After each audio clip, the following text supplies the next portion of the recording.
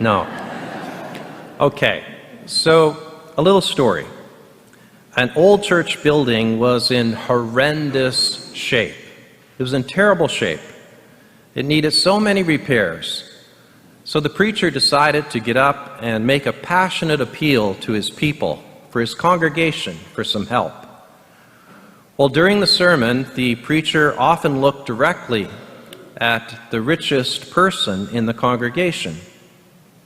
And at the end of the preaching, the rich man stood up and said, "Preacher, I will contribute $1,000.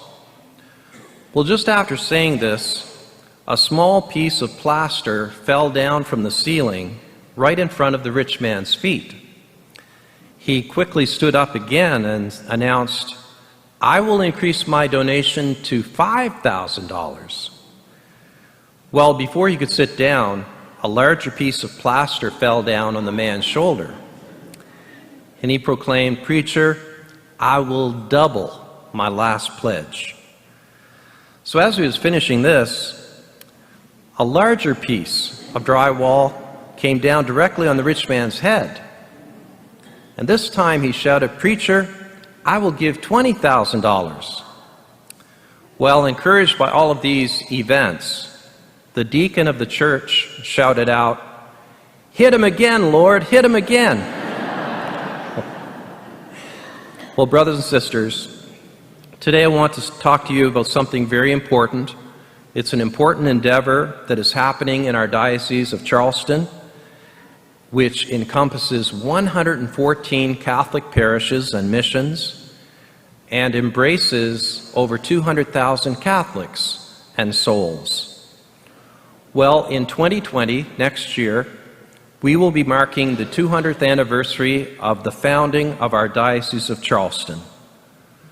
This was done by Bishop England, who arrived here from Ireland and made his see in Charleston. And in that time, the diocese consisted of North Carolina, South Carolina, Georgia, and the islands of the Bahamas. Well, we have come a long way since then, and in a desire to mark this historic occasion and this moment in time, our current bishop, Bishop Guglielmone, has called upon all Catholics in the diocese to participate in the bicentennial campaign. So what is the campaign? Well, basically, in a nutshell, it's an effort to reflect upon the needs of our Catholic people here in our local parish as well as in our diocese. Now, this past year, we've been doing that. We set up a committee of parishioners from a broad spectrum of experiences, and we discerned and prayed about what are the needs of our local parish here at PBOC. What are the short-term needs, and what are the long-term needs of our parish? And we have developed a plan to address these needs here at Precious Blood. Well, our diocese as well went through a very similar process over the past year, and they discerned what are the needs of the diocese for our future success, to look at key programs such as outreach ministries to the poor, revitalizing Catholic schools, assisting poorer parishes, helping our elderly, aiding retired clergy, educating young seminarians, and energizing our evangelization efforts. There is a wonderful short video that can be accessed online by simply Googling Bicentennial Campaign. It's 8 minutes long, and it presents a wonderful picture of the goals of the diocese. Please take a few moments at home to watch it. So as I mentioned, every parish within the diocese will be asked to participate in the success of this campaign. Our campaign target is $850,000. And after reflecting upon our parish needs, We hope to enthusiastically exceed that target so that we can complete the projects that need to be done to make our faith community stronger and well-equipped for the next 25 years of our faith journey. For every dollar raised in the campaign, 50 cents is returned to the parish up to $850,000. And once we reach that goal, 75 cents of every dollar is returned to the parish. And finally, when we reach approximately $1 million, every dollar is returned to the parish for our use. Now, this will provide us with finances that we need to increase the storage capacity of Father Pat's Lunch Kitchen. It will allow us to install a new sprinkler system for our church. It will allow us to expand the narthex area, the gathering space of our church. And finally, it will enable us to remove this temporary wall where our stations are that was built in 1999 to expand the transept and to increase our seating capacity. Our first task will be to build Father Pat's Lunch Kitchen storage building. We need more space for the dry goods, the refrigerated goods, and the frozen goods that we receive. We need to be able to drive up to one building, unload the food from our generous local businesses that have donated it, weigh the food because we belong to a food bank system, and to store the food so that our drivers, our chefs, and our volunteers know exactly what we have and where it is and what we need to continue to offer the delicious meals that our guests receive with proficiency and with love. Second, we must install a sprinkler system for our church to provide a safe space for all who come here to pray.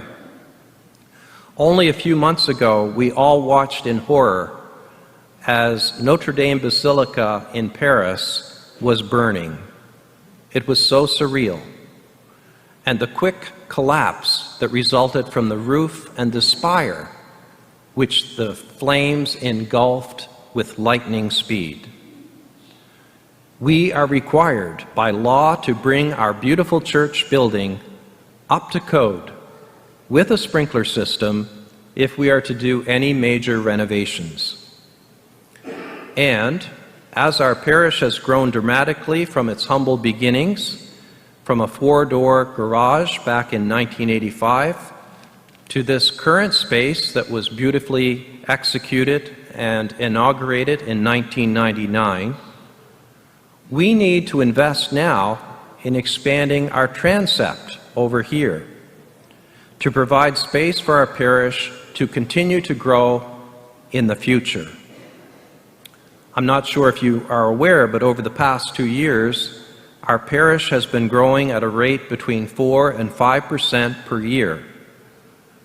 And finally, and very importantly, we need to increase the size of our narthex to provide a space for events without disturbing those who are praying here in our nave.